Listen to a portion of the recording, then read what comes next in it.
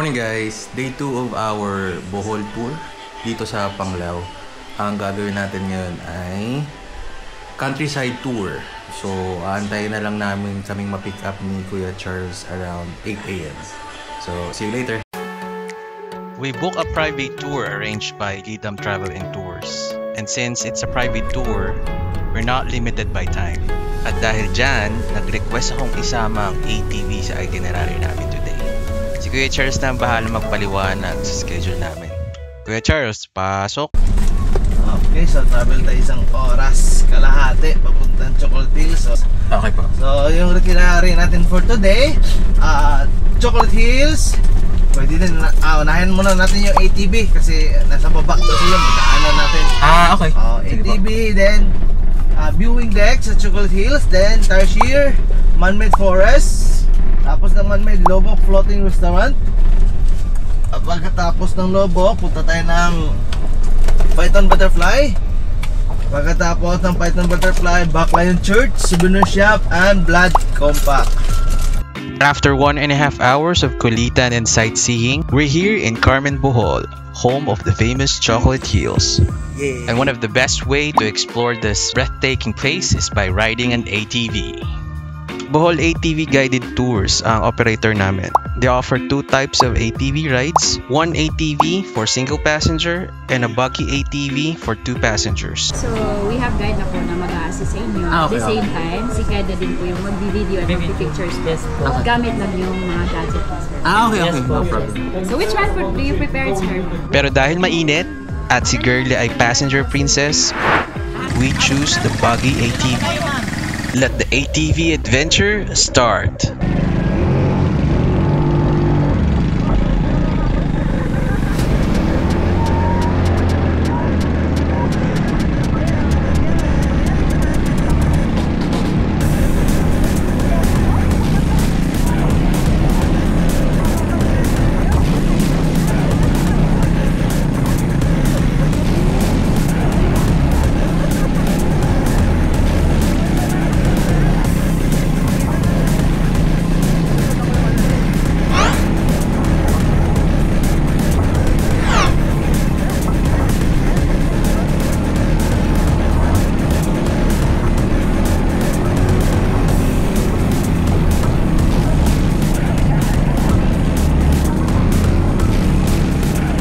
After 20 minutes, pinauna na kami ni Kuya para makapag-explore na rin kami ng kami lang.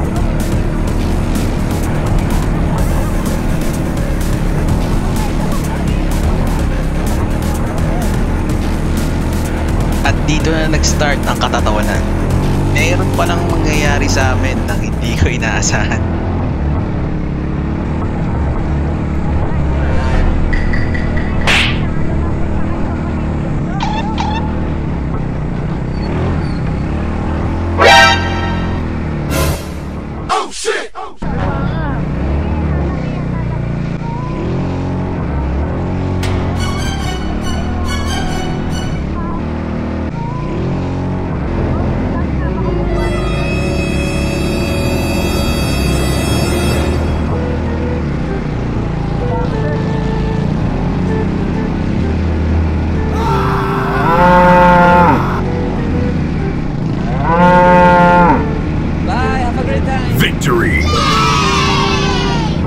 Gusto ko sanang piliting dumaan, kaso natakot si Girlie. Buti na lang dumating si Kuya kasi kung hindi, baka tumaob na kami ni Girlie.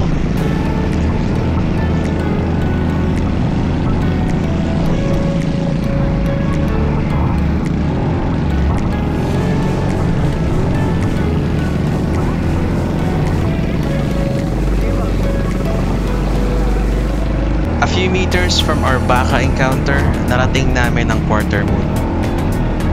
Perfect spot to para magpa-picture, lalo na't may magandang view ng Chocolate Hills. After namin magpa-picture, sinubok naman ng communication skills namin kung paano magbigay at sumunod sa instructions. Saan? Tara mo na yung close mismo. Ha? Hindi, sa gilid. Ha? Sa gilid. Ha? Sa gilid lang. Ha? Ikaw? Pindutan talaga. Ito? Pindutan talaga na close. Sa gilid. Ito? Close ha. Yan? Hindi pa ba? Yung sa taas. Naka-close button. Yan.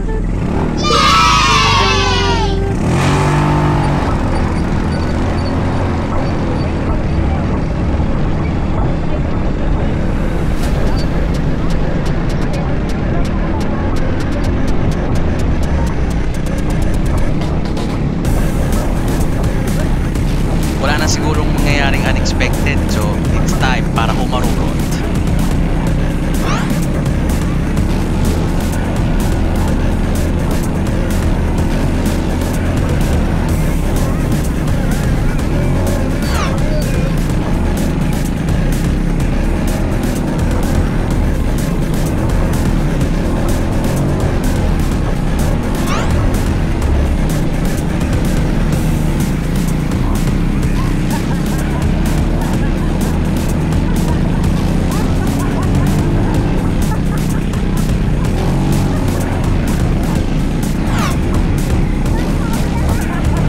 Sorry love, hindi ko sadya yun.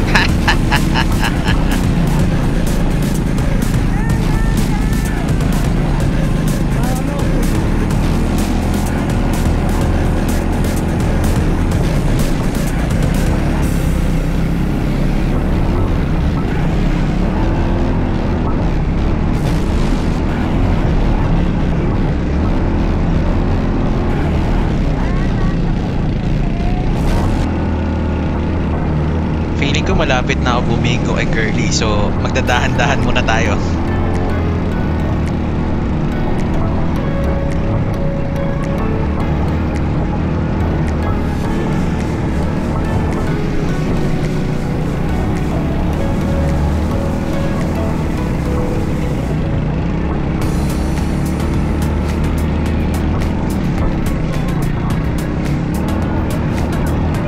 At bago tayo pagalitan ni Curly, these are the 3 things I like about ATV Bohol. Isa sa mga nagustuhan ko sa ATV Bohol ay ang up-close view ng Chocolate Hills. Instead of just seeing them from the viewing deck, dito ka mismo sa trail dadaan para mas malapitan mo at maranasan mo ang ganda ng Chocolate Hills. At sobrang ganda rin ng off-road trails nila. Expect dirt paths, rolling hills, at muddy tracks. Kung hanap mo ay thrill at adventure, perfect to para sa'yo. At syempre, sino ba naman ang makakalimot dun sa baka na nadaanan natin? Although it's not part of the main focus of the ATV tours, they can be part of the adventure. Especially since yung ATV trails dumadaan sa rural areas, malaki talaga yung chance na makakita kayo ng baka or even a small local farm that you can pass through during your ride.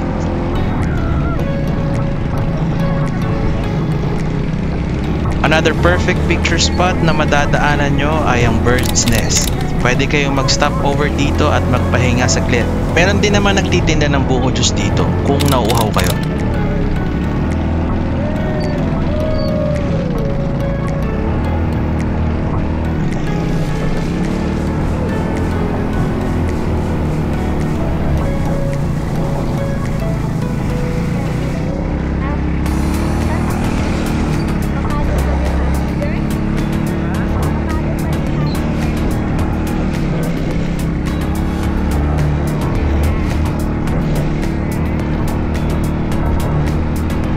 If you're planning to try Bohol ATV, here are my few tips para mas ma-enjoy mo ang adventure na to.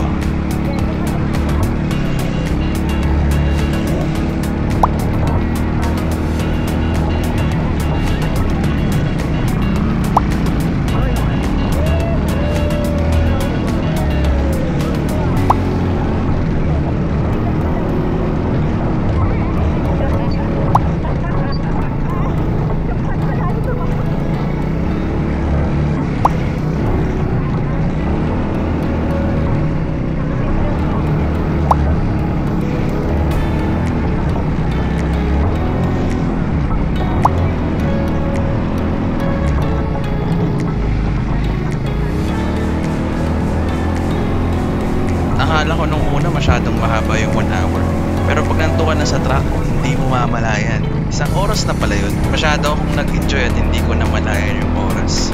Sulit na sulit ang experience. ATV, Chocolate Hills, at ang ganda ng Bohol. Walang tatalo. Buti na lang hindi umulan nung araw na yun. Kasi kung hindi, mas maputik yung trail. At punong-puno kami siguro ng putik. ATV adventure, done.